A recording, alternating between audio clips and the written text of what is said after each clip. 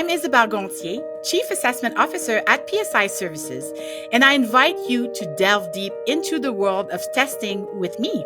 Every episode, I'll be on the virtual couch with experts from the testing industry, engaging in conversations about the latest developments in our field. Your quest for testing knowledge starts here. Welcome to this Tried and Tested podcast. I'm super happy to be here with Anna Rubin. Anna is the manager of professional certification programs at Cisco.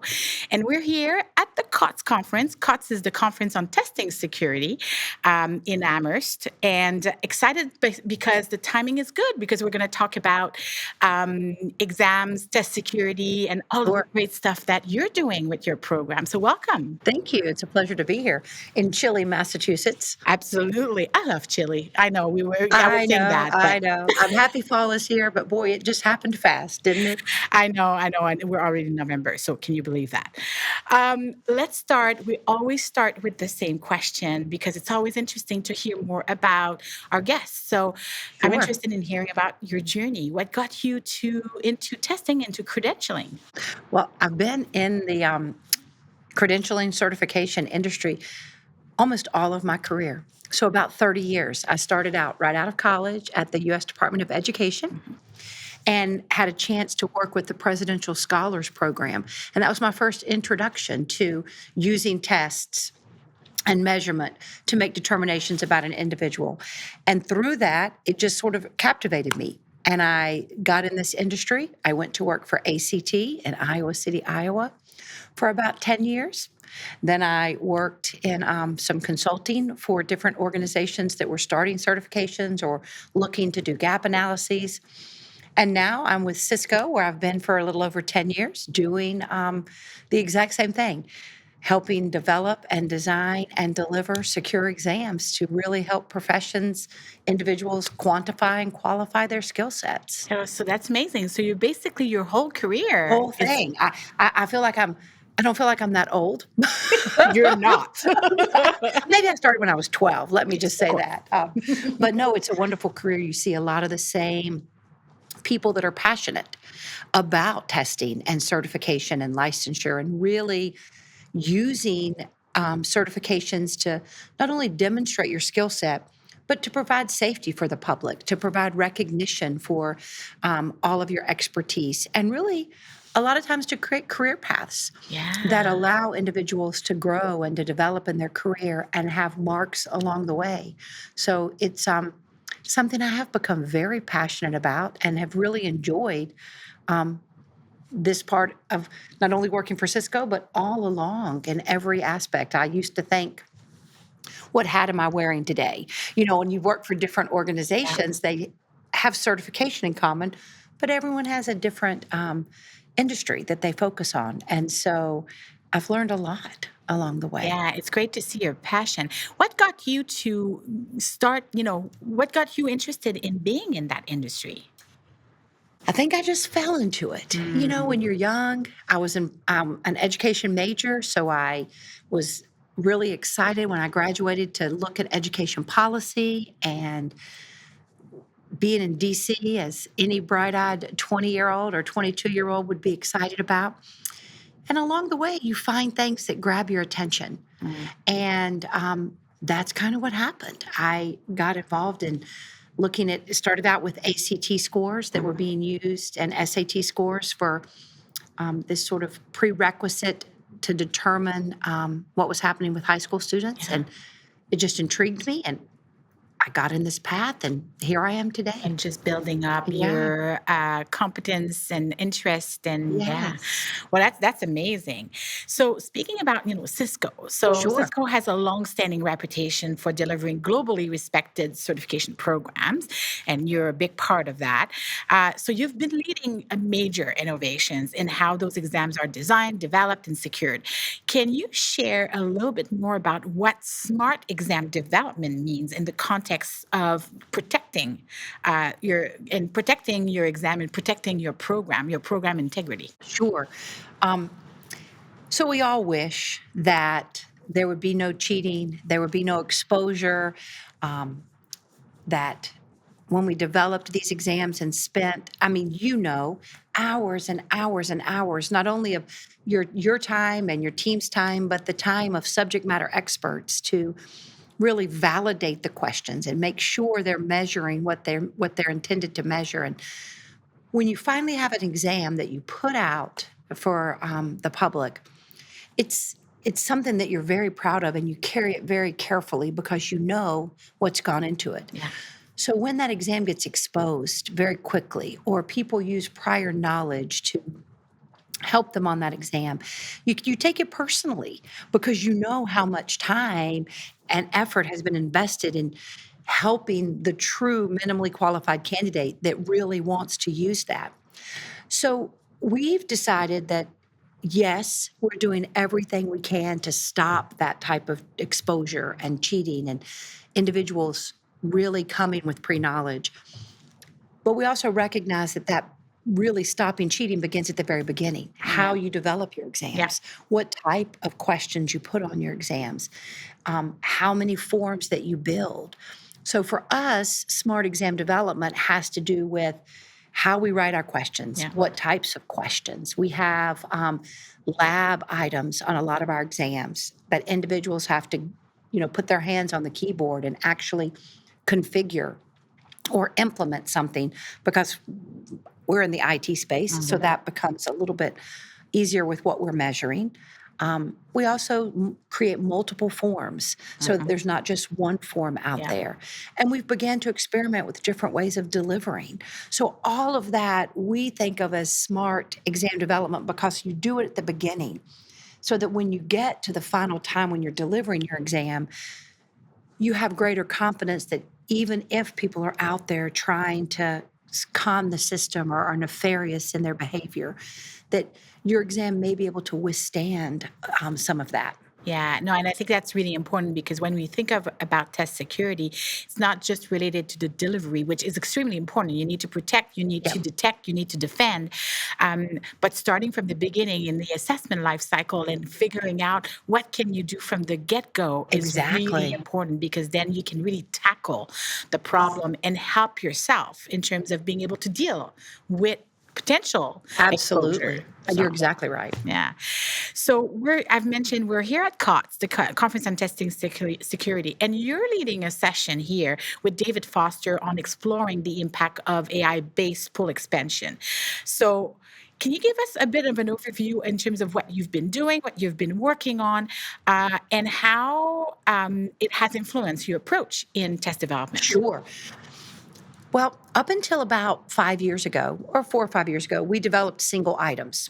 You take a task, the task tells you what a person should be able to do. And so we sit down with a group of SMEs and have them write different questions about performing that task. Mhm. And actually, it was PSI who introduced us initially to more of a template Yeah. based approach. Yeah. And we worked with you at the very beginning to understand how to do that Yeah. and be able to say, let's take a topic that and not just go straight into writing an item, but let's see if we can define what are the boundaries of that topic for the minimally qualified candidate at whatever cognitive level. Mhm. What is it that everyone needs to know about this?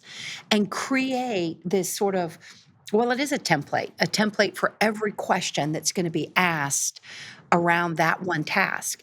And then you can, once you see that, you can think, how could we write a question where we could change these variables within the question at different points to create 50 questions that look alike, Yeah.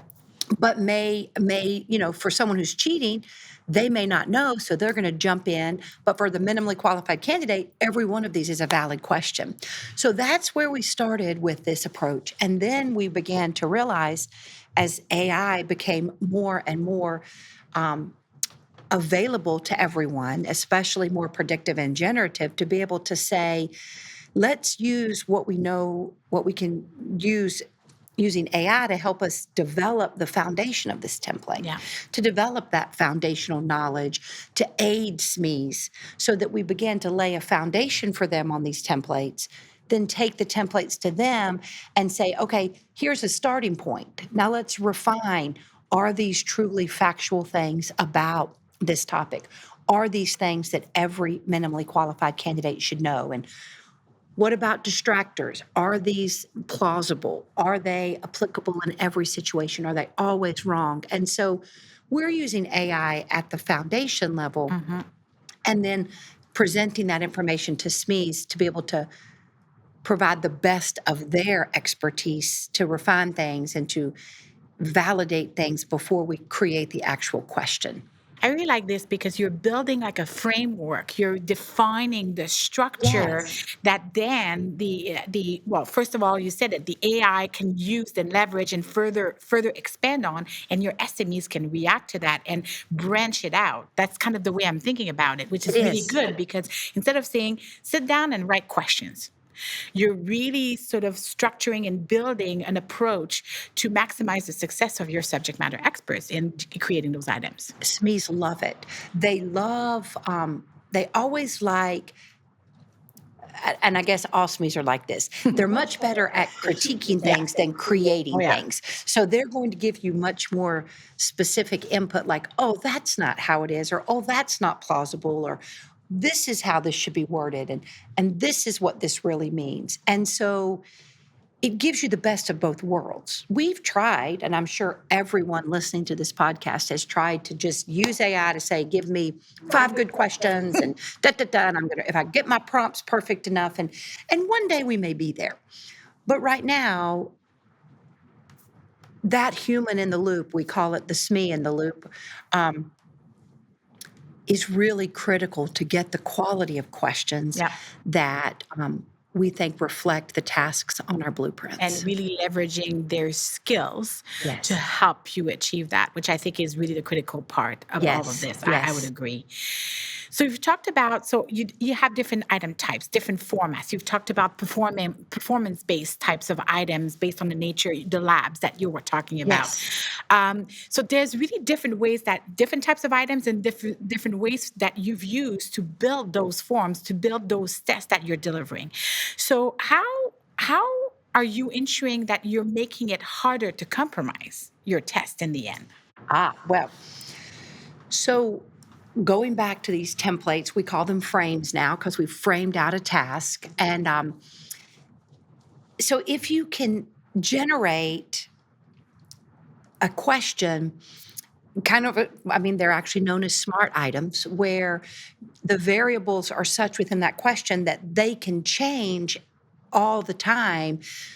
Essentially, no two people are going to get the same question Mhm. because you've done it.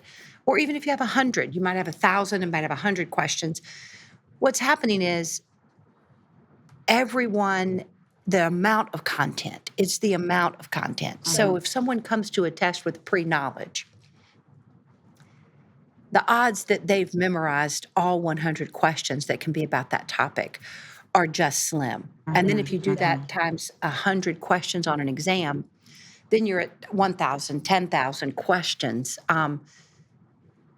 The more content that you have, but it has to be high quality content. Yes. This is where we've also learned a lot along the way.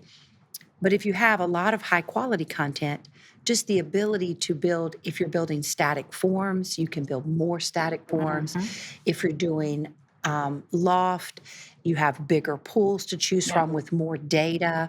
If you're doing random parallel, then you have even more content in your pools that essentially combat that element of just prior knowledge, just that Yeah. individual that maybe they didn't know they were studying cheap material.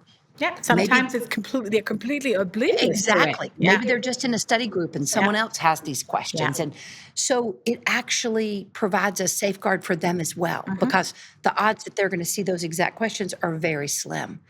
And it's never going to stop the true bad actor who may be proxy testing or maybe utilizing some other electronic method.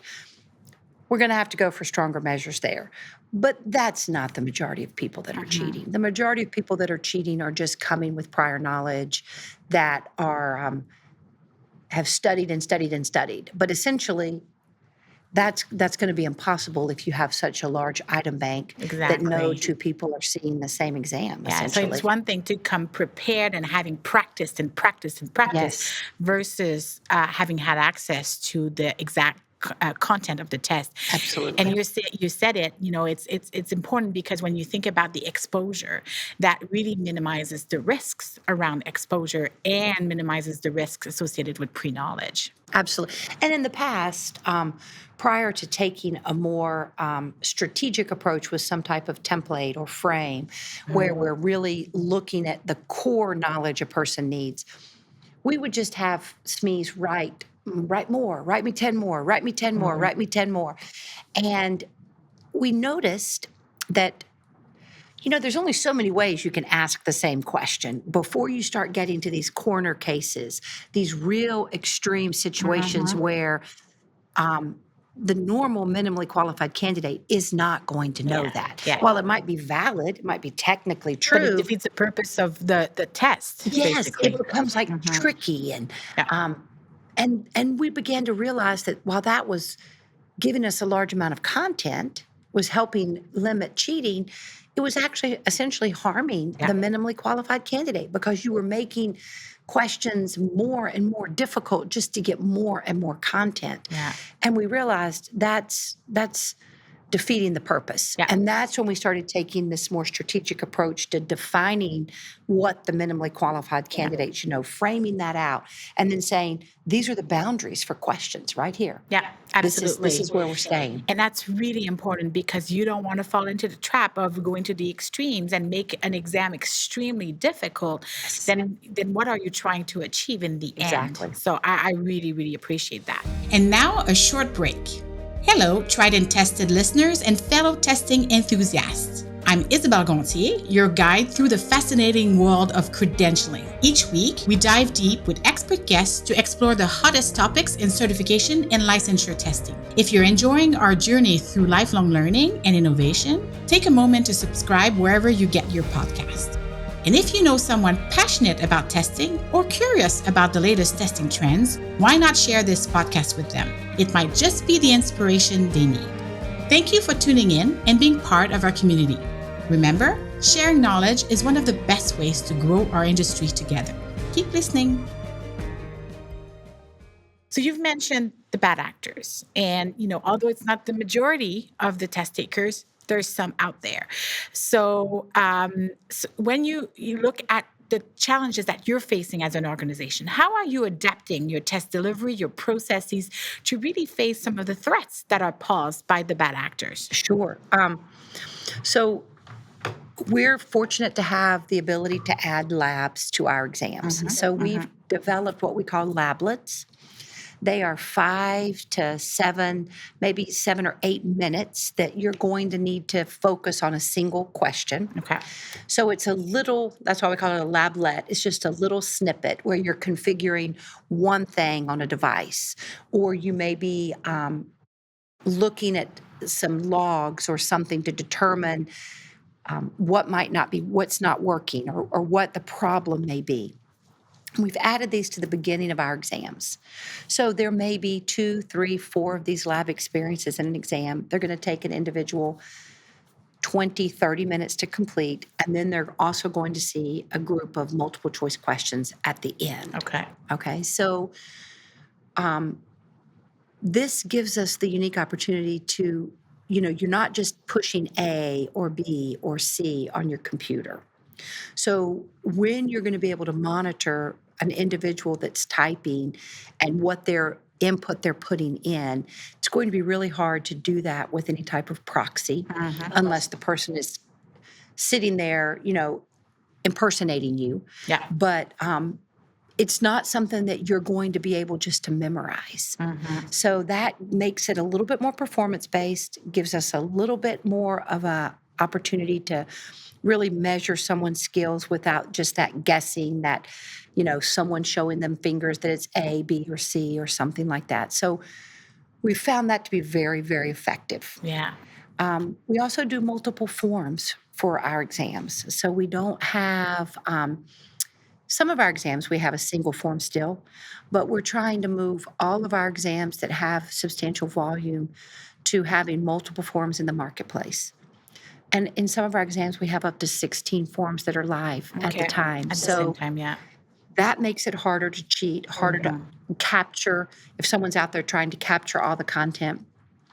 We've noticed after you get to about 6 forms, um, you're mitigating cheating a little bit easier, better. So we've noticed that the cheating exposure doesn't get out as quickly after about 6 forms. And then when you get up past 12, it's sort of a different level. Mhm. So we're doing that. And we're also experimenting with random parallel testing Okay. to look and see how that gives us a new opportunity to expand our item pools and really move from a static more to a dynamic nature in testing. Yeah. So when you say random parallel testing, you mean that it's kind of like adapting the forms based on a subset of items that are kind of similar? Yes. Is that what you mean by that? Yes. Okay. Yes. So each, it's very similar to Loft. Hmm. Each domain, each topic in the blueprint will have its own section of questions all related to that topic in the blueprint. Okay.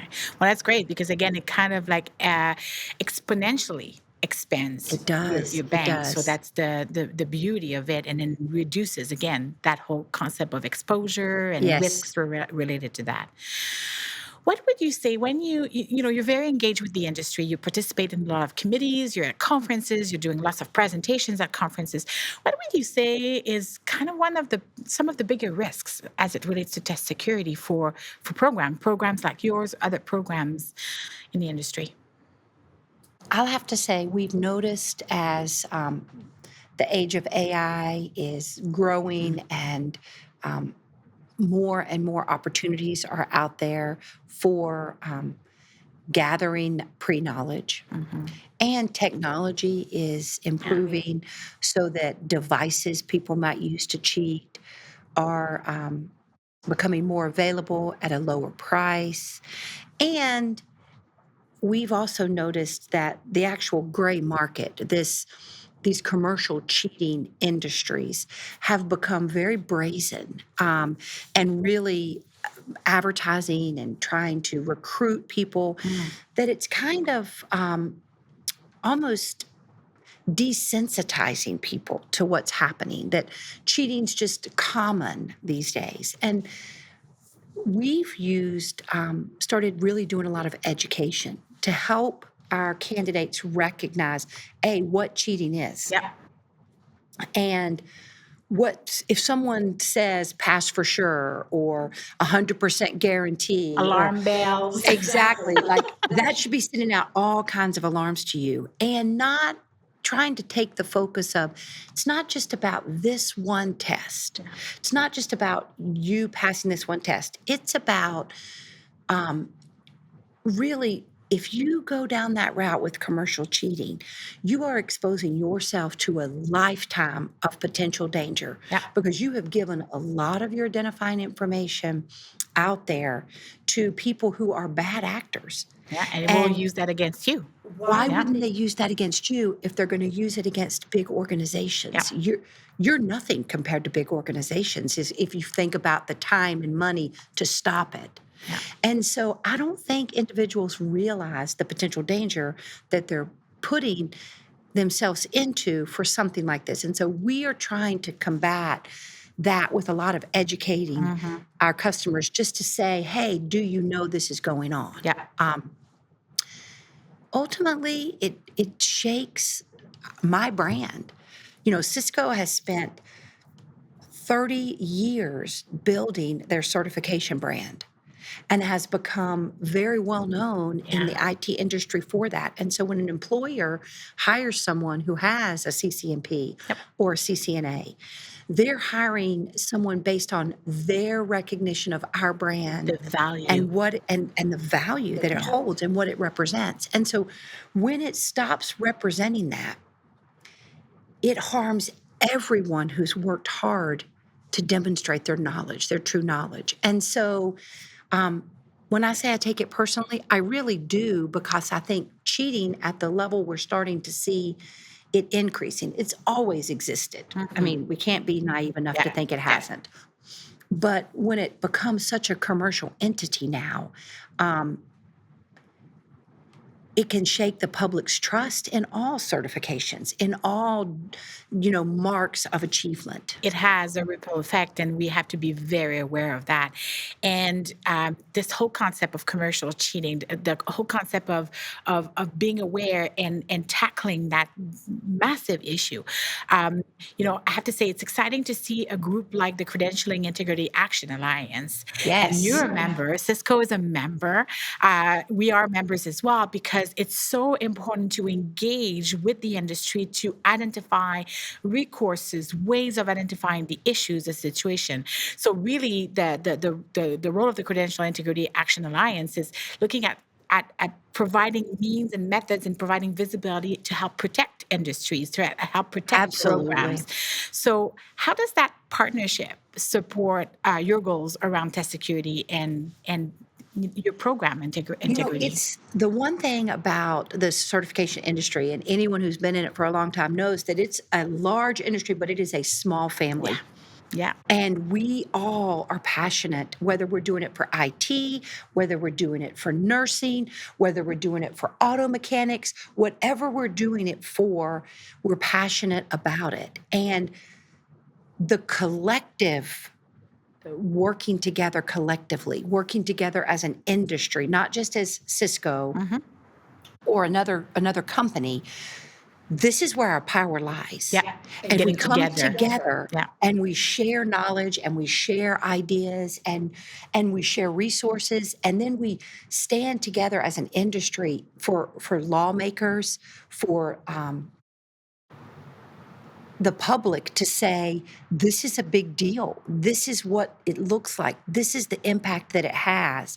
Our voices together are much stronger than they are individually. So we're honored to be a part of CIAA, to really have someone fighting for us collectively Yeah. and informing and educating legislators collectively, because truly they're shocked when they hear this. Nobody believes it if you're not in it. They have And no real concept of the no. magnitude of the situation. And then when you can say something like, if we had a piece of legislation that just said, you can't do this, Mhm. it seems like it's a no brainer to everyone, but no one even thinks about it in that bigger picture. Yeah, But it gives so much more power behind stopping this. absolutely. And I think that the power of the group, the Yes, collective, you said it well. We are an industry, and getting together to fight the good fight will definitely get us closer to where we need to be. 100%. Yeah. 100%.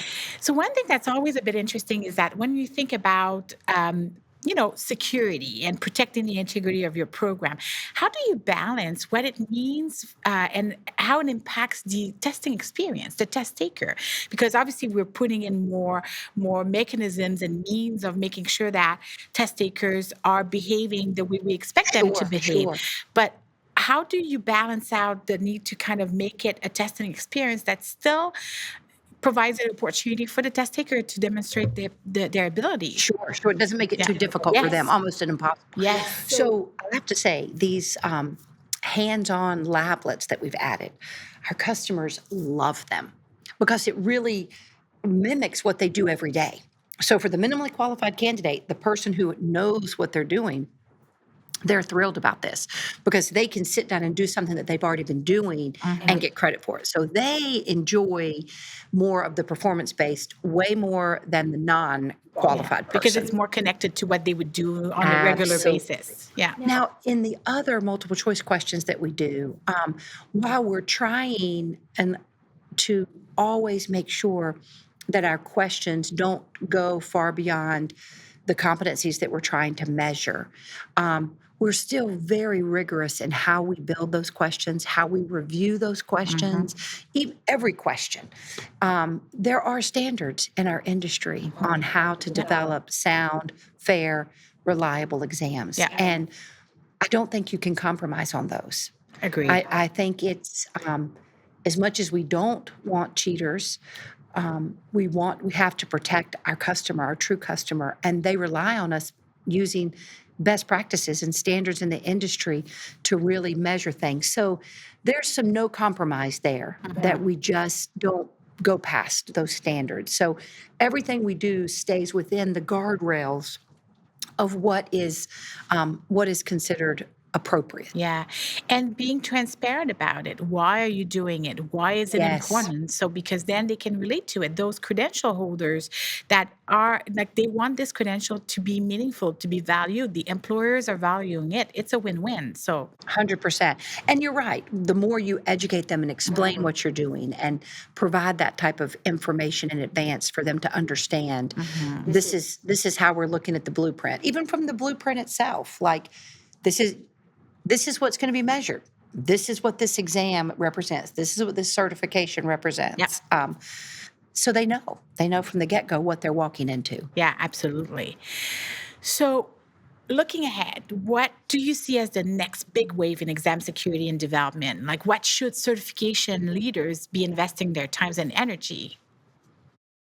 I think we're at a unique state now with AI to take the various data points that we have. Maybe you call them the endpoints, where we get data, whether it's from the test taker, whether it's from the registration places. People register initially, they first start to take their exam, all the way from during the exam to after the exam, all these data points that we use for various things.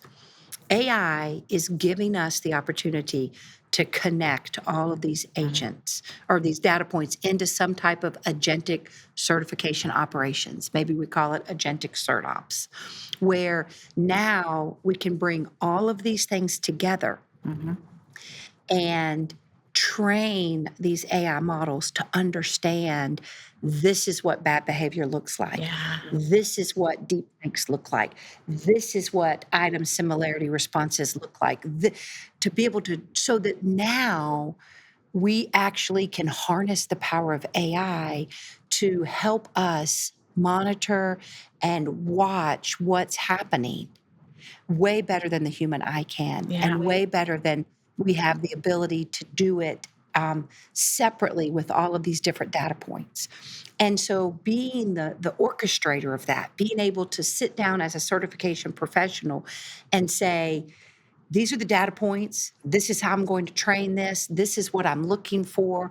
It's not going to go out and do it on your own, but we are smart enough to know where those patterns are. Yeah. That we can now harness the power of AI to really fight that fight with us. And so we see it as the great frontier to begin to have 1,000 eyes on things that we only had 2 eyes on before. Yeah, that's amazing. Thinking of this as like multiple agents kind of like Yes. working on protecting and Dun, fight. dun, Yeah. dun, dun, dun, dun, I dun. know, that's pretty Yeah, yeah, exciting yeah. when you think No, of it. it is. Yeah. It is. And we are still looking at right now. I think our industry is looking at AI for how to generate content, which Yeah. of course is a big need. Of course. And that's moving along too.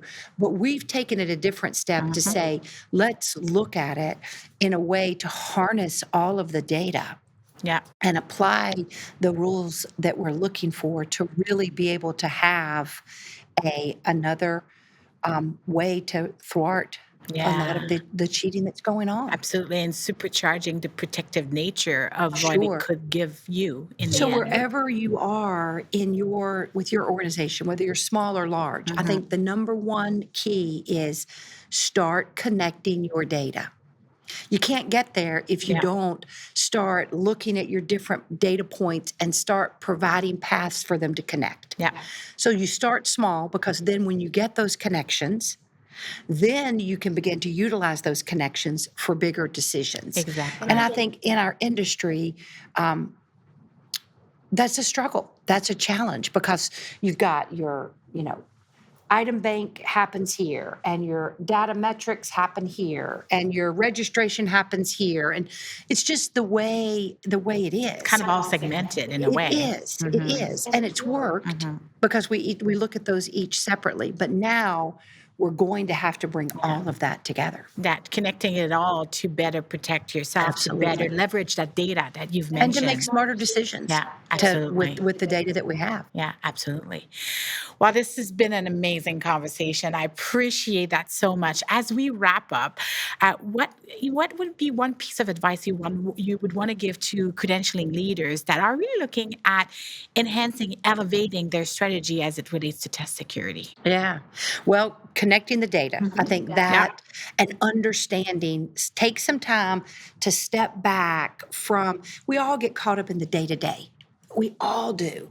And I say to my team at Cisco, you need to have 20% of every day, every week available where you can stop and step ahead of the tasks that you're doing every day and think about how you can do them better or quicker or more efficient or in a smarter way. And I think just stop some of the chaos and take some time to step back and look at that bigger picture is always my best advice because it allows my brain to move from the immediate and get creative and get innovative and start sort of connecting those dots for myself. Yeah, it's a great application of that 80-20 rule. I think it's kind of Yes. elevates you to be more strategic, more thoughtful, Yes. and that's where big things happen. So, Yes. oh, that's great. Well, thank you again for this Oh, amazing thank you. What an conversation. honor. Yeah, and it's been great. And then let's just keep it going. I know we have a few days ahead of us at the COTS conference, and much more learnings and discussions to be I'm had. looking forward to all that's going to be happening this week. Me There's a too. lot of discussions I know. about this very topic, so Yeah, it's great to be here. we'll absorb it all. Thank you again. Thank you.